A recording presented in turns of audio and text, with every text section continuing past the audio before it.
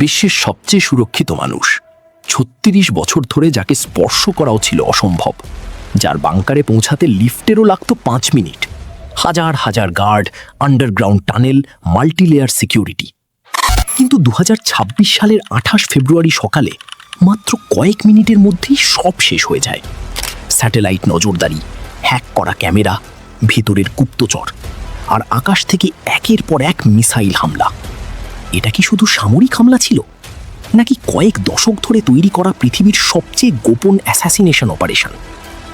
আজকের ভিডিওতে আমরা ধাপে ধাপে দেখব কিভাবে মসাদ আর সিআইএ মিলে এমন এক অপারেশন চালায় যেটাকে অনেকে বলছে মিডল ইস্টের ওসামা বিন লাদেন মুভমেন্ট।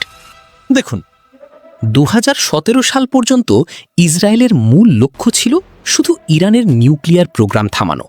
তারা বিজ্ঞানীদের হত্যা করেছে, গোপন নিউক্লিয়ার সাইট উড়িয়ে দিয়েছে।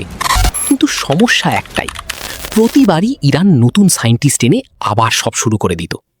মানে যতক্ষণ পর্যন্ত খামেনি আর তার ইনার সার্কেল বেঁচে আছে, ততক্ষণ এই প্রোগ্রাম বন্ধ হওয়ার কোনো সুযোগ নেই। আর ঠিক তখনই আসে সেই টার্নিং পয়েন্ট। ৩১ জানুয়ারি ২০১৮ তেহরানের সোরাবাদ এলাকার একটি গুদামে গোপনে অভিযান চালায় মসাদ।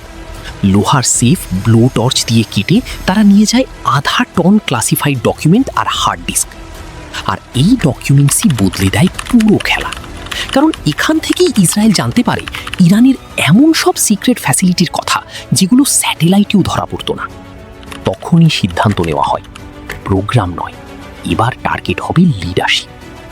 কিন্তু সমস্যা ছিল একটাই, খামেনি শুধু একজন নেতা ছিলেন না, তিনি ছিলেন পুরো রেজিমের প্রতীক।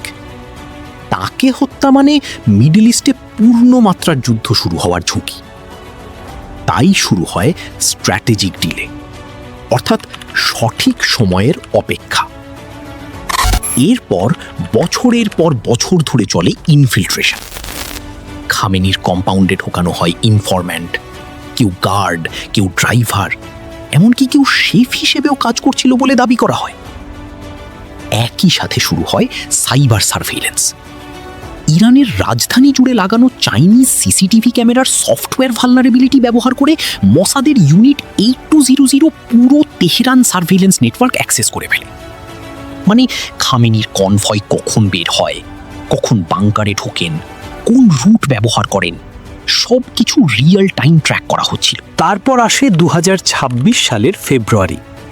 ২৩ ফেব্রুয়ারি ইসরায়েল খবর পায় ২৮ ফেব্রুয়ারি খামেনি তার ৪০ জন টপ কমান্ডারকে নিয়ে হাই লেভেল মিটিং করবেন। এটাই ছিল গোল্ডেন অপরচুনিটি, কারণ এক হামলায় পুরো লিডারশিপ স্ট্রাকচার ধ্বংস করা সম্ভব ছিল। কিন্তু তখনও একটা আনসার্টেনটি ছিল, মিটিং কি আন্ডারগ্রাউন্ড বাংকারে হবে নাকি উপরের কম্পাউন্ডে? এরপর ২৭ ফেব্রুয়ারি রাতে আসে সবচেয়ে গুরুত্বপূর্ণ আপডেট। মিটিং বাংকারে নয়, উপরের বিল্ডিংয়ে হবে, আর টাইমিং বদলে রাত থেকে সকাল করা হয়েছে। এই খবর পাওয়ার পরই অপারেশন গ্রিন সিগন্যাল পায়।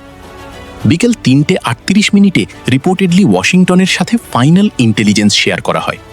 তারপর শুরু হয় কাউন্টডাউন। ২৮ ফেব্রুয়ারি সকাল, ইসরায়েলের নিভাতিম এয়ারবেস থেকে উড়ে যায় F-35 আর F-15 ফাইটার জেট। কিন্তু তেহরানের এয়ার ডিফেন্স বাইপাস করা ছিল সবচেয়ে কঠিন অংশ, আর সেখানেই অ্যাক্টিভেট করা হয় বহু বছরের সাইবার প্ল্যান। ইরানের রেডার স্ক্রিন একের পর এক ব্ল্যাকআউট হতে থাকে। টার্গেটিং কম্পিউটার গ্লিচ করতে শুরু করে, কমান্ড সেন্টারের সাথে ফিল্ড ইউনিটের কমিউনিকেশন কেটে যায়। একই সাথে American EA-18G Growler electronic warfare aircraft পুরো এরিয়াতে ইলেকট্রোম্যাগনেটিক জ্যামিং শুরু করে। ফলাফল, ইসরায়েলি ফাইটার জেট প্রায় কোনো রেজিস্ট্যান্স ছাড়াই তেহরানের পাস্টর স্ট্রিট কম্পাউন্ডের কাছে পৌঁছে যায়।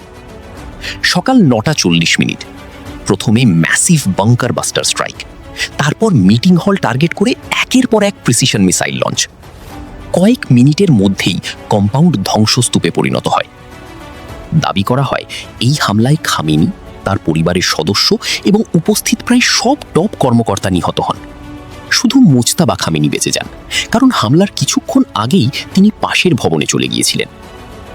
কিন্তু আজও সবচেয়ে বড় প্রশ্ন রয়ে গেছে, এত নিখুঁত অপারেশন কি শুধুই স্যাটেলাইট আর হ্যাকিং দিয়ে সম্ভব ছিল, নাকি খামেনির সবচেয়ে কাছের কেউ ভেতর থেকে তথ্য দিচ্ছিল? এই প্রশ্নের উত্তর হয়তো কোনোদিনও জানা যাবে না।